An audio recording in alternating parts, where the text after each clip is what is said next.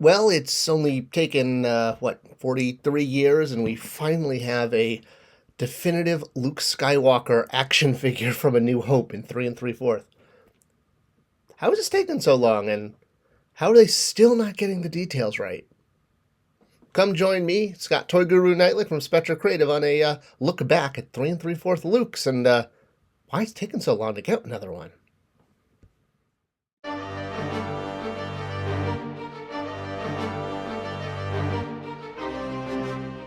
Hey guys, welcome as always to the channel. What's unique about this toy channel is not only am I a huge collector, but I have worked in the toy industry. I haven't worked on Hasbro 3 3/4 Star Wars figures. I did work on quite a lot of Star Wars product for Jakks Pacific, but I'm a lifelong collector of, classic trilogy 3 3/4. Let's say that has been my perimeters of Star Wars collecting, if you will, going all the way back. Well, not the toys I had as a kid, but starting in 1995, which, wow, that seems like when I was a kid at this point. All right, so what I want to talk about today is this brand new Luke figure that just came out from Hasbro that shipped like months earlier than Amazon said. First off, I mean, just beautiful figure. I love that they're doing different piece for the head and the hair and the face, and not just painting it. I think they've started that a couple years ago, but yeah, he's got all the articulation. He's got ball joints everywhere. Everything you could expect. Very much in line with the new Leia that came out even just a few months ago. And obviously, this is both because of the perennial popularity of the characters from 1977's film, but also the fact that there's a Cantina coming out in the fall. So this is definitely this figure, and there's a Han, Chewie, and Ben on the way that they've promised. Hasbro, that will help complete the Cantina. But I want to look back at previous Luke figures, because it's been a long time since we've even gotten a Tatooine Luke. And why is this? Well, obviously, Star Wars is full of colorful heroes and villains, and by far the best-selling Star Wars figure of all time is Darth Vader. Followed up number 2 is going to be C-3PO and Chewbacca, and then followed by R2-D2 and Han Solo. So Luke doesn't even kind of make the top 5. Oh, Boba Fett's kind of in there too, but I think he's actually after the droids, believe it or not. So believe me, I've seen enough Star Wars spreadsheets and sales data on this stuff. So while Luke is the main hero of the first film, he's not the most popular toy. And, it can kind of be understood why. I mean, he's basically a generic human, even though he, had this awesome magical lightsaber. I never had this Luke as a kid. This is the retro one. But I wanted to bring it up to compare kind of first to most recent, and looking at kind of the history as well as what's actually wrong with this figure. So first off, just a quick belt check. We got straight belt across, the droid collar on the side, and the lightsaber in his arm. Fast forward to 1995, and we got our first modern figure, the Luke that was working out on the Solo Plex. Now, I'm not going to bring up every single 3 3/4 Tatooine Luke, just kind of a sampling, shall we say. And obviously, comparing him to the most current, he's got that buff look, the giant lightsaber, the Who's Your Mama lightsaber, and that cool off-screen grappling gun thing. I always just pictured this as kind of the Luke from that original poster where he's got Leia wrapped around his legs and he's taking his shirt's coming off like an action hero.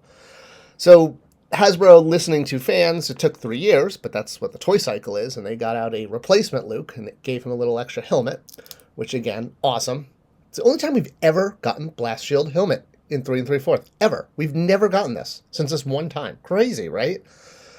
Same. The head sculpt that was going on all the Lukes at the time.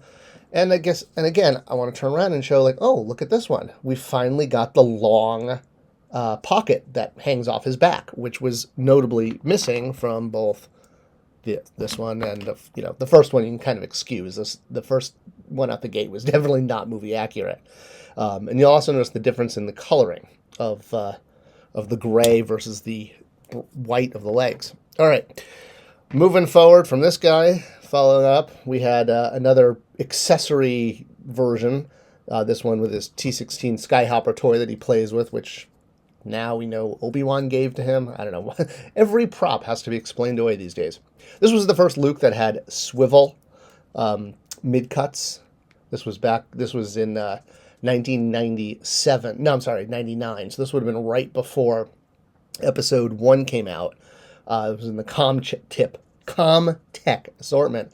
So yeah, you got these, there goes the T-16. You had these swivel arms.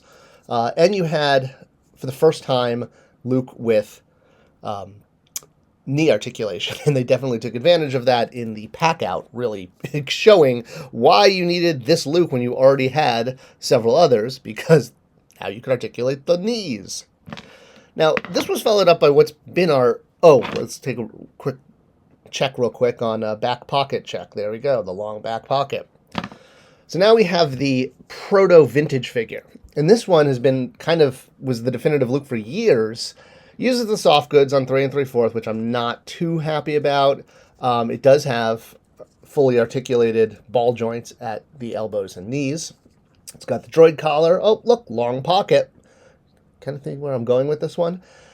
And this was before we had the vintage series, but it was released on a vintage card as part of the Saga collection. So it's one of the reasons we haven't gotten, and why we didn't get even, that Leia redo for so long, because they were all released sort of the A-list characters as part of the Saga collection.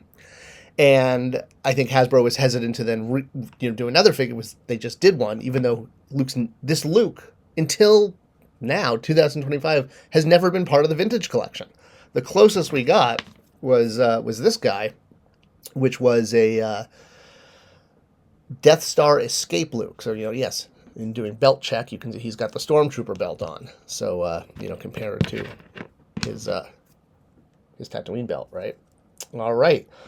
Actually, before this guy, though, we did get this fun Moisture Farmer one. This was the one that came with the moisture evaporator, which is like one of the best accessories we've ever gotten. I bought like 4 of him just to get 4 moisture evaporators, but head sculpt, not the greatest.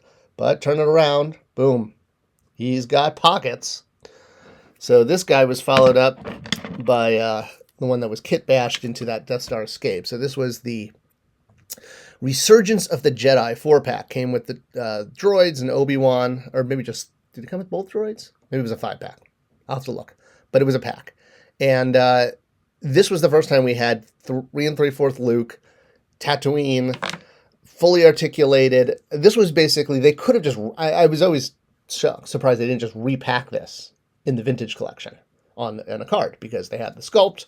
We'll do a little back check there. Oh, look, pockets, 2 pockets. Got the droid collar, all of that jazzy stuff. So, yeah, so even though this isn't a vintage series figure, it has absolutely been the best Luke we've had, and it was redone for this vintage. You can see it's the same figure with a different belt, slightly different hair deco, but same sculpt. So for the longest, basically we had this guy and this guy. And literally decade has gone by since we've had a Tatooine Luke, which is surprising. Again, because he's the main hero.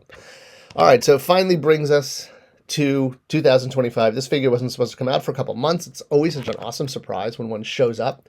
All right, I know you're all expecting this, but yep, there we go. Look, they did the what? I mean, every other Luke has had the long pocket in the back, right? I mean, we've always had the long pocket. What is going on? Why? I mean, except for 1977 and 1995, every other Luke that we've gotten in this, even these ones that weren't that articulated had the back pocket. So those are the kind of details that always bug me. We do get a really cool, it's like such a tiny accessory. The droid collar is, oh God, it's like I can't even hold it up. I got a Band-Aid on that finger. There we go. Look at that. I wish instead they would just do alternate hands, and that would hold small accessories like this. I mean, it does, of course, plug into, I didn't have a Band-Aid across my thumb there. So yeah, I'm fine. I just bruised my top of my finger. I mean, it's great that it snaps on the belt, but you lose these things. I mean, this is almost as bad as the communicator with that's the Stormtrooper. That's TK321 or whatever. I'm probably butchering it. But yeah, he came with a comm link, and boy, that thing was tiny. This is pretty small too. But otherwise, except for the lack of that back pocket, it's great to finally have sort of a definitive non-soft goods, 3 3/4 Luke. And it's amazing, actually, the height difference, too. Like, this new one he's got a good head on it. I mean, the old one really only goes up to his shoulders.